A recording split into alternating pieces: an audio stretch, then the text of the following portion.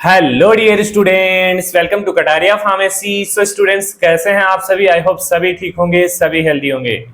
तो बच्चों, हम स्टडी कर रहे थे फार्मास्यूटिकल केमिस्ट्री। तो फार्मास्यूटिकल केमिस्ट्री में से हम स्टडी करने वाले हैं आज की इस लेक्चर में इनऑर्गेनिक केमिस्ट्री के बारे में। तो आज के इस सेशन में बच्चों हम कंप्लीट इनऑर्गेनिक केमिस्ट्री को स्टडी करने वाले हैं। जो भी इसके इंपॉर्टेंट टॉपिक्स हैं जीपेट एग्जाम के लिए, उन सभी टॉपिक्स को आज के इस लेक्चर के अंदर कवर करेंगे हम। तो वीडियो में एंड तक बने रहना, और अगर आप चैनल पे न्यू हैं तो चैनल को सब्सक्राइब जरूर कर लेना, क्योंकि रेगुलर वीडियोस हमारे चैनल के ऊपर अपलोड हो रहे हैं। इसके साथ साथ लाइव सेशंस भी हमारे चल रहे हैं इस चैनल पे, जिससे आपके एमसीक्यूज भी कवर हो जाएंगे इन टॉपिक्स के। चलिए बच्चों, स्टार्ट करते हैं आज के सेशन को। तो शेयर कर दीजिए वीडियो को, अगर अभी तक आपने लाइक नहीं किया वीडियो को तो लाइक जरूर करना। चलिए स्टार्ट करते हैं। थोड़ा लेक्चर थोड़ा सा लंबा हो जाएगा, तो ज्यादा टाइम नहीं लेंगे आपका, जल्दी जल्दी कंप्लीट करेंगे इसको। देखिए, मेन पॉइंट्स हमने यहाँ पे रखे हैं, इंपॉर्टेंट पॉइंट्स हमने यहाँ पे रखे हैं। ज्यादा थ्योरी का झंझट हमने नहीं लिखा है यहाँ पे, जिससे आपको इजीली समझ में आ जाए, और जब आप क्वेश्चंस करें तो इजीली आपको क्वेश्चंस आ जाए। तो चलिए स्टार्ट करते हैं। सबसे पहले बेसिक्स देखते हैं इनऑर्गेनिक फार्मास्यूटिकल केमिस्ट्री का। बच्चों, आप सभी ने बी फार्मा फर्स्ट सेमेस्टर के अंदर इनऑर्गेनिक केमिस्ट्री को स्टडी किया है, तो काफी टाइम हो गया रिवीजन करे हुए। तो एक तरीके से रिवीजन ही है, करवा रहे हैं हम सिलेबस का। ये नहीं है कि कोई डिटेल में जा रहे हैं, बाकी जो इंपॉर्टेंट है वो हम यहाँ पे स्टडी कर रहे हैं। चलिए, डेफिनेशन क्या होती है? Inorganic chemistry deal with the study of inorganic compound. Basically इसके अंदर इनऑर्गेनिक कंपाउंड रिलेटेड स्टडीज होती हैं, used in medicine including their properties, standard and pharmaceutical applications. ये क्या होते हैं, इन सभी के बारे में स्टडी की जाती है, इनऑर्गेनिक कंपाउंड्स के बारे में। Scope and importance in pharmacy. क्या स्कोप एंड इंपॉर्टेंस है इनऑर्गेनिक कंपाउंड्स के? तो देखिए, ये एंश्योर करते हैं safety, efficacy, purity of pharmaceutical substance, cover limit test, assay pharmacopoeial standards, basically include radiopharmaceuticals, electrolytes, medicinal gases. ये सब कुछ जो मेजर्स होते हैं, मतलब मेजर कंपाउंड्स होते हैं, नॉर्मल कंपाउंड्स होते हैं, इनऑर्गेनिक कंपाउंड्स, वो इसी के अंदर आते हैं। Help in understanding drug interaction and physiological role of inorganic elements. इन सभी चीजों के लिए इनऑर्गेनिक केमिस्ट्री हमारी काम आती है बच्चों। चलिए अब देखते हैं, ये है हमारा मेन टॉपिक स्टार्ट हो चुका है। फार्मास्यूटिकल इंप्योरिटीज क्या होती हैं, कौन कौन सी इंप्योरिटीज होती हैं बेसिकली ड्रग्स के अंदर? तो देखिए, source of impurities in drugs. First होता है रॉ मटेरियल। रॉ मटेरियल से भी इंप्योरिटीज आ सकती हैं, impurities from starting material, reagent and solvent. तो बस इतना याद रखना, आपको ये चीजें पॉइंट याद रखने हैं। मैन्युफैक्चरिंग प्रोसेस से आ सकती है, कंटामिनेटेड इंट्रोड्यूस ड्यूरिंग सिंथेसिस और हैंडलिंग। स्टोरेज कंडीशंस, जैसे मॉइस्चर है, ऑक्सीडेशन है, डिकम्पोजिशन हो जाए, ये भी इंप्योरिटीज होती हैं। पैकेजिंग मटेरियल, जैसे जो पैकेजिंग मटेरियल यूज हो रहे हैं उसके साथ कोई इंट्रैक्शन हो जाए, रिएक्शन हो जाए, जैसे interaction with glass, plastic, metal and containers, तो ये भी इंप्योरिटीज हैं। एनवायरमेंटल फैक्टर, जैसे डस्ट है, माइक्रोबियल कंटामिनेशन हो जाए, या फिर कोई हैवी मेटल ट्रेस हो जाए, तो इस वजह से ये इंप्योरिटीज हैं जो ड्रग के अंदर हो सकती हैं। ये हैं सोर्सेस ऑफ इंप्योरिटीज। चलिए आगे देखते हैं टाइप ऑफ इंप्योरिटीज। टाइप क्या है?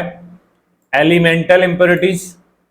एलिमेंटल इंप्योरिटीज क्या होती है बच्चा? हैवी मेटल्स होती है बेसिकली। याद रखना है, लेड, मरकरी, आर्सेनिक और कैडमियम। लेड, मरकरी, आर्सेनिक और कैडमियम, ये बेसिकली हैवी मेटल्स होती है, एलिमेंटल इंप्योरिटीज होती है ये फार्मास्यूटिकल प्रोडक्ट के अंदर। Organic impurities basically process related और डिग्रेडेशन प्रोडक्ट, जो रिएक्शंस वगैरह होती हैं। रेजिडुअल सॉल्वेंट, जैसे organic solvent use in synthesis. Synthesis के अंदर जो ऑर्गेनिक सॉल्वेंट्स यूज करते हैं उनके कारण हो सकती है, उस टाइप के इंप्योरिटीज को हम रेजिडुअल सॉल्वेंट इंप्योरिटीज बोलते हैं। इसके अलावा microbial contamination, bacteria, fungi, endotoxin, इनकी वजह से कोई अगर कंटामिनेशन होता है तो उसको बोलते हैं माइक्रोबियल कंटामिनेशन। चलिए नेक्स्ट चलते हैं, लिमिट टेस्ट। लिमिट टेस्ट में इतना ही देखेंगे कि कौन सा कंपाउंड है, क्या रिएक्शन हो रही है, और क्या इसका एक मतलब किससे कंपैरिजन करते हैं, तो इतना ही देखें, क्योंकि ज्यादा डीप जाने का कोई मतलब नहीं है हमारा। तो देखिए, basically limit test are qualitative and semi qualitative analytical procedure होते हैं। क्या होते हैं? क्वालिटेटिव और semi qualitative analytical procedure used to check the permissible limit of impurities. मतलब कि जो इंप्योरिटीज की एक लिमिट होती है ना किसी भी प्रोडक्ट के अंदर, उसको चेक किया जाता है इन फार्मास्यूटिकल सब्सटेंस। तो देखिए, limit test of chloride, first है लिमिट टेस्ट ऑफ क्लोराइड। तो बेसिकली इसके अंदर रिएजेंट क्या यूज होता है? Silver nitrate. ये चीजें याद रखनी है। कौन सा रिएजेंट यूज होता है? Silver nitrate. अब रिएक्शन क्या होगी इसके अंदर? प्रिंसिपल देखिए, chloride ion react with silver nitrate, क्या बनेगा? White precipitate of silver chloride. यही रिएक्शन होती है। तो मेन चीजें पे यहाँ पे आ गई और कंपेयर करेंगे स्टैंडर्ड क्लोराइड सॉल्यूशन से। तो बस इतना ही याद करना है अपन को। चलिए आगे देखते हैं limit test for sulphate. Sulphate के लिए लिमिट टेस्ट बेसिकली इसके अंदर रिएजेंट यूज होता है बेरियम क्लोराइड और डाइल्यूट HCl की प्रेजेंस में ये रिएक्शन होती है। तो principle, sulphate ion react with BlCl2 to form a white precipitate of barium sulphate. ये हमारा लिमिट टेस्ट हो गया। इसको भी कंपैरिजन किया जाता है स्टैंडर्ड सल्फेट सॉल्यूशन से। चलिए नेक्स्ट देखते हैं limit test for iron. Iron के लिए रिएजेंट यूज होता है थायोग्लाइकोलिक एसिड। क्या? Thioglycolic acid. इसमें रिएक्शन होगी आयरन की थायोग्लाइकोलिक एसिड के, क्या बनेगा? फॉर्म करेगा पिंक और वोयलेट कलर। क्या दिखेगा? पिंक और वोयलेट कलर, जिसे आइडेंटिफाई हो जाएगा। कंपैरिजन स्टैंडर्ड आयरन सॉल्यूशन के साथ कंपेयर किया जाएगा। नेक्स्ट देखिए limit test for heavy metal, जैसे लेड है, मरकरी है, etc। रिएजेंट कौन सा यूज होगा इसमें? थायोएस्टामाइड और हाइड्रोजन सल्फाइड। थायोएस्टामाइड और हाइड्रोजन सल्फाइड। प्रिंसिपल है basically heavy metal react to form dark precipitate of sulphides. Basically इसके अंदर डार्क प्रेसिपिटेट्स आते हैं। जैसे लिमिट टेस्ट ऑफ आर्सेनिक है, तो इसमें इसको बेसिकली एक मेथड यूज किया जाता है, एक एपरेटस यूज किया जाता है, इसको गट जेट्स बोलते हैं। ये इंपॉर्टेंट पॉइंट है बच्चा, याद कर लेना इसको। ये आर्सेनिक टेस्ट के अंदर ही यूज होता है। Reagent basically mercury chloride paper इसके अंदर यूज होता है। Arsenic form yellow and brown stand on mercury chloride paper. Mercury chloride paper के ऊपर arsenic yellow and brown stand form करता है। Limit test of lead. Lead basically reagent, इसमें potassium chromate के साथ रिएक्शन होगी लेड की, तो क्या बनाएगा ये? Yellow precipitate of red chromate. Lead chromate के येलो प्रेसिपिटेट यहाँ पे देखने को मिलेंगे। चलिए आगे देखते हैं pharmaceutical aid and necessities. Aid मतलब जो फार्मास्यूटिकल हमारी ड्रग होती है, कंपाउंड होता है, उसके साथ अदर कंपाउंड्स भी ऐड करते हैं, जैसे प्रिजर्वेटिव्स ऐड करते हैं, सॉल्वेंट्स ऐड करते हैं, बफर्स ऐड कर सकते हैं, और भी काफी चीजें ऐड करते हैं उसके अंदर। तो उनके बारे में देख लेते हैं। फार्मास्यूटिकल एड्स का क्या काम होता है? Are substance used in formulation to improve stability, solubility and effectiveness. इन सभी चीजों के लिए किसका? फार्मास्यूटिकल एड का बच्चों यूज करते हैं। चलिए फर्स्ट है सोलवेंट एंड व्हीकल। कौन कौन से टाइप के सोलवेंट यूज होते हैं? बेसिकली वाटर और अल्कोहलिक सोलवेंट, जैसे एक्वस और नॉन एक्वस सोलवेंट्स का यूज होता है। तो वाटर जो होता है हमारा प्यूरिफाइड वाटर है, स्टेराइल वाटर फॉर इंजेक्शन, इस टाइप के वाटर्स यूज होते हैं। अल्कोहल में जैसे एथेनॉल है, आइसोप्रोपाइल अल्कोहल है, use in tincture and antiseptics. तो डिफरेंट टाइप्स के सोलवेंट्स और व्हीकल्स होते हैं। बफर की यूज करते हैं पीएच को मेंटेन करने के लिए। तो मेंटेन पीएच ऑफ सॉल्यूशन, जैसे फॉस्फेट बफर, सिट्रेट बफर का यूज किया जाता है। एग्जांपल्स हैं, याद कर लेने हैं। आगे चलिए preservatives basically prevent microbial growth को, जैसे बोरिक एसिड है, बेंजल पोलियम क्लोराइड है, इनका यूज किया जाता है। Diluent and fillers basically use in tablet and capsule formation, जैसे लैक्टोज है, कैल्शियम फॉस्फेट है, ये डाइल्यूएंट और फिलर्स के रूप में यूज में होते हैं बच्चा। Colouring and flavouring agent basically enhance करते हैं एक्सेप्टेबिलिटी को, जैसे titanium oxide for colour, menthol for flavour, ये बेसिकली यूज होते हैं। कॉमन एग्जांपल्स हैं बच्चा। चलिए essential and trace element in body, मतलब कौन कौन से इलेक्ट्रोलाइट्स है जो हमारी बॉडी के लिए रिक्वायर्ड हैं, क्या उनका रोल है, क्या उनकी कमी से कौन सी डेफिशिएंसी होती है, वो सब कुछ इस टेबल के अंदर आपको देखने को मिलेगा बच्चों। Electrolyte are mineral that regulate body fluid balance को बेसिकली मेंटेन करते हैं। नर्व फंक्शंस जैसे मसल कॉन्ट्रैक्शन होते हैं, तो इन चीजों को ये रेगुलेट करते हैं। तो ये टेबल बहुत इंपॉर्टेंट है, इसमें सभी इलेक्ट्रोलाइट्स के बारे में आपको पता चलेगा बच्चा। तो देखिए सोडियम है, पोटेशियम है, कैल्शियम है, मैग्नीशियम है। तो सोडियम का फंक्शन क्या करता है? ये ऑस्मोटिक प्रेशर को रेगुलेट करता है, मेंटेन करता है, बैलेंस करता है और नर्व इंपल्स को बैलेंस करता है। अगर इसकी डेफिशिएंसी हो जाए बॉडी में तो क्या हो सकता है? मसल्स क्रैम्प्स हो सकते हैं, लो ब्लड प्रेशर हो सकता है। तो ये इसकी डेफिशिएंसी के कारण होते हैं। पोटेशियम बेसिकली हार्ट को रेगुलेट करता है, हार्ट फंक्शंस को, मसल्स कॉन्ट्रैक्शन को रेगुलेट करता है। अगर पोटेशियम की बॉडी के अंदर कमी हो जाए तो अरिथमिया, इरेगुलर हार्ट बीट हो जाएगी, वीकनेस आ जाएगी। तो ये डेफिशिएंसी सिम्टम्स हैं इसके। कैल्शियम बेसिकली बोन फॉर्मेशन में हेल्प करता है, ब्लड क्लॉटिंग में हेल्प करता है, मसल फंक्शंस में हेल्प करता है। कैल्शियम की कमी हमारी बॉडी के अंदर हो जाए तो ऑस्टियोपोरोसिस हो सकता है, रिकेट्स हो सकता है। तो ये है deficiency. Magnesium basically enzyme activation में हेल्प करता है और नर्व ट्रांसमिशन में हेल्प करता है। अगर मैग्नीशियम की हमारी बॉडी के अंदर कमी हो जाए ना बच्चे, तो मसल्स स्पाज्म हो सकता है, सीजर्स आ सकते हैं बॉडी के अंदर। तो ये हमारे कुछ इलेक्ट्रोलाइट्स हैं। चलिए आगे देखते हैं। Acid base balance buffer in biological system, मतलब कौन कौन से बफर जो एसिड बेस बफर्स होते हैं वो यूज होते हैं बायोलॉजिकल सिस्टम में, देख लेते हैं। फर्स्ट है बाइकार्बोनेट बफर सिस्टम। तो बाइकार्बोनेट मेनली यूज किया जाता है, प्राइमरी ब्लड बफर है ये, मेंटेन करता है pH by converting carbonic acid. Carbonic acid का फॉर्मूला है H2CO3।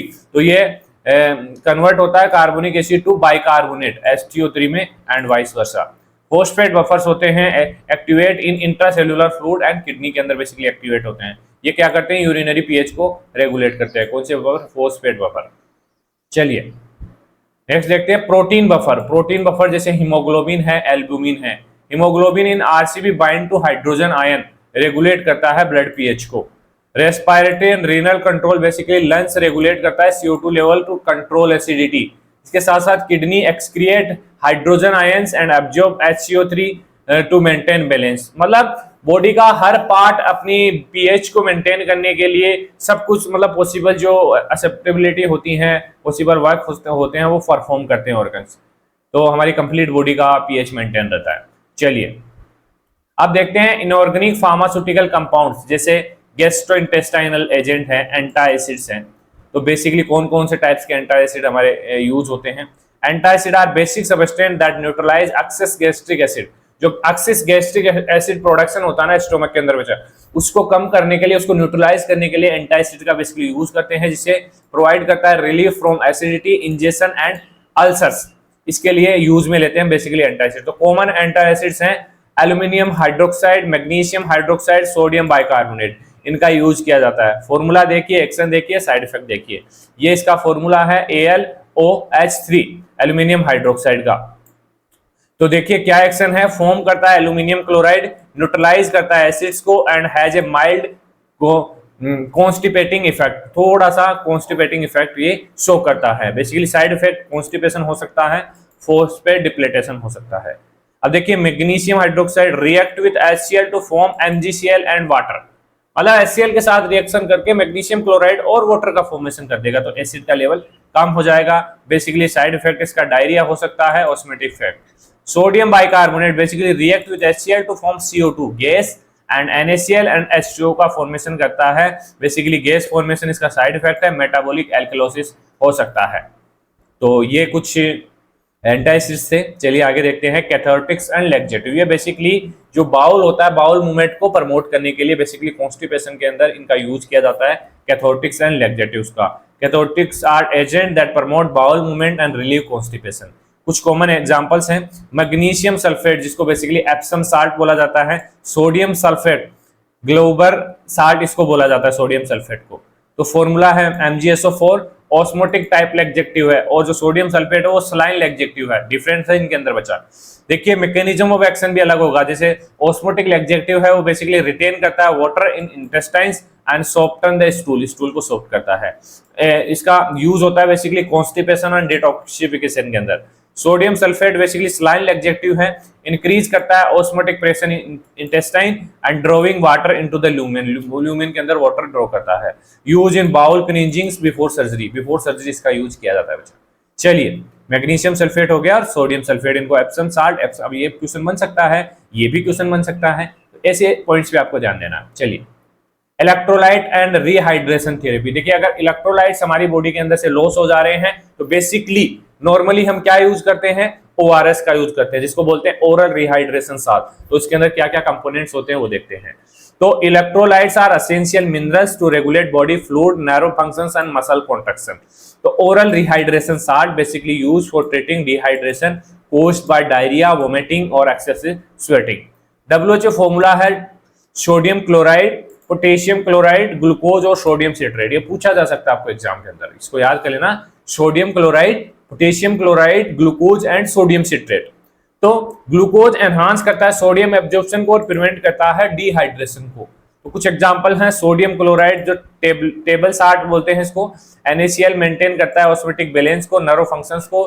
डेफिशिएंसी से क्या हो सकता है, सोडियम क्लोराइड की कमी से मसल्स क्रैम्प्स हो सकते हैं, लो बीपी हो सकता है। पोटेशियम क्लोराइड रेगुलेट करता है हार्ट फंक्शन को, नर्व कंडक्शन को, तो अरिदीमिया एंड वीकनेस इससे हो सकती है। चलिए, असेंशियल ट्रेस एलिमेंट्स, कुछ असेंशियल एलिमेंट्स हैं जो बेसिकली रिक्वायर्ड होते हैं हमारी बॉडी को, मिनरल्स रिक्वायर्ड होते हैं। Trace elements are mineral required in small amount for biological functions. कौन से हैं? जैसे आयरन है, इसके अलावा और भी है, कैल्शियम, मैग्नीशियम है। Iron basically essential for haemoglobin synthesis. दो फेजेस आती हैं आयरन की, फेरस सल्फेट और फेरिक अमोनियम सिट्रेट। तो बेसिकली फेरस सल्फेट ट्रीट करता है iron deficiency in anaemia. Deficiency से क्या हो सकता है? इसके फैटिक हो सकता है, पहले स्किन हो सकती है, स्किन में झुर्रियां आ सकती हैं। Ferric ammonium citrate basically use in iron supplement, iron supplement के रूप में फेरिक अमोनियम सिट्रेट का यूज किया जाता है बच्चा। बेसिकली एनीमिया के अंदर भी इसका यूज किया जाता है। चलिए, कॉपर, जिंक, इसका भी काफी यूजेज होता है, मिनरल्स होते हैं हमारी बॉडी के लिए। फाउंड इन एंजाइम जैसे साइटोक्रोम ऑक्सीडेज है, सुपर ऑक्सीडेज, डिसम्यूटेज है। Deficiency cause anaemia, weak immunity हो सकती है। Zinc basically essential for enzyme functions के लिए, जैसे DNA synthesis, immune response. Deficiency lead to growth retardation, hair loss and delay wound healing. ये चीजें इसकी डेफिशिएंसी से हो सकती हैं। Zinc sulphate is common supplement होता है। चलिए, आयोडीन कंपाउंड जैसे पोटेशियम आयोडाइड है और सोडियम आयोडाइड है, इनका बेसिकली जैसे पोटेशियम आयोडाइड सपोर्ट करता है थायराइड फंक्शंस को, जैसे गाइटर डेफिशिएंसी, हाइपरथायरॉइडिज्म। अगर पोटेशियम की कमी हो जाती है बॉडी के अंदर तो गाइटर हो सकता है, हाइपरथायरॉइडिज्म हो सकता है। सोडियम की कमी से क्या हो सकता है? यूज इन आयोडीन थेरेपी, क्रिटिनिज्म हो सकता है जैसे चाइल्ड के अंदर। चलिए, रेडियो फार्मास्यूटिकल लास्ट पॉइंट है हमारा इस लेक्चर का। I hope complete inorganic chemistry बच्चों इतने से लेक्चर के अंदर आपको कंप्लीट करवा दिए मैंने, और कहीं ना मतलब 90% जो क्वेश्चन होने वाले ना इन्हीं टॉपिक से होने वाले हैं बच्चा। इतना फायदा इस लेक्चर से आपको मिलने वाला है। Radio pharmaceutical basically radio active compounds होते हैं यूज फॉर डायग्नोस्टिक और थेरापेटिक पर्पज। जिसे टाइप्स देखिए, ये है मेन हमारे diagnostic agent use in imaging. Imaging में कौन सा एजेंट यूज होता है? टेक्नीटियम 99M for bone scan, bones को स्कैन करने के लिए यूज होता है। Therapeutic agent use in cancer treatment, basically iodine 131 for thyroid disorder. चलिए आगे देखिए, एप्लीकेशन क्या है रेडियो फार्मास्यूटिकल्स के? न्यूक्लियर मेडिसिन इमेजिंग जैसे पीईटी है, एसपीईसीटी स्कैन है, जैसे fluorodeoxy glucose FDG F18। Cancer therapy cobalt 64 radiotherapy. Thyroid treatment के लिए iodine 131 for hyperthyroidism and thyroid cancer. Bone pain palliation strontium 89 and samarium 53। Safety measure for handling radio pharmaceuticals को handle के लिए कुछ safety measures हैं, जैसे use lead seals and radiation proof containers, follow strict protocol, use storage and disposable and minimize exposure time and maintain a safe distance maintain करनी पड़ती है, इसी से आप ही हार्मफुल हो सकते हैं। तो ये हमारा इनऑर्गेनिक केमिस्ट्री कंप्लीट हो चुका है बच्चों। तो अगर इसमें कोई डाउट है आपके तो आप हमें कमेंट कर सकते हैं, हम आपको जरूर बताएंगे। चलिए मिलते हैं नेक्स्ट वीक में। धन्यवाद।